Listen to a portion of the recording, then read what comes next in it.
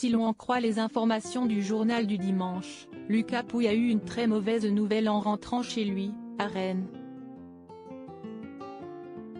Le tennisman, qui a fait un retour salué à Roland-Garros, a été cambriolé et les malfaiteurs sont repartis avec une grosse somme. Réveil difficile pour Lucas Pouille, qui pensait pourtant avoir remonté la pente, mais qui vient de vivre une grosse mésaventure. Les dernières années ont été particulièrement difficiles pour le tennisman de 29 ans, qui est passé par une période de doute, suite à des résultats en dessous de ses attentes, des blessures à répétition et un retour à un relatif anonymat. J'ai commencé à avoir un côté plus sombre et à entrer dans une dépression qui m'a amené, après Roland, en Angleterre, à dormir 1 heure par nuit et à boire seul, confessait-il dans les colonnes de l'équipe. Pourtant, Lucas Pouille est un homme marié, avec la belle Clémence Bertrand et le couple a d'ailleurs eu une petite fille, prénommée Rose. Si est assez particulier d'être père et de devoir partir autant, de laisser aussi beaucoup de tâches à la maman, qui est très souvent seule parce qu'on est absent, on travaille.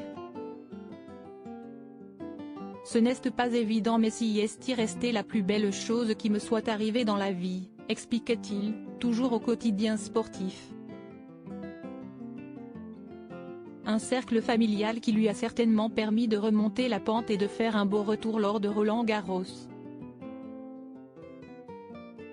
Après des qualifications réussies, il remporte facilement son match du premier tour.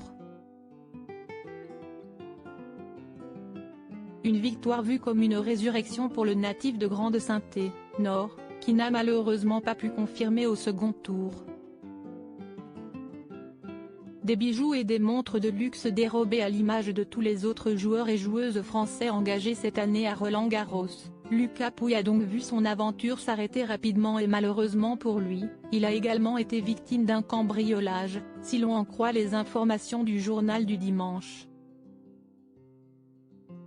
Installé à Rennes, Ille-et-Vilaine, le tennisman aurait été cambriolé le 2 juin dernier et selon les informations de nos confrères, les malfaiteurs auraient dérobé environ 600 000 €. Parmi les objets subtilisés, il y aurait notamment des bijoux et des monstres de luxe. Pour l'heure, les cambrioleurs n'ont pas été arrêtés, mais une enquête est en cours.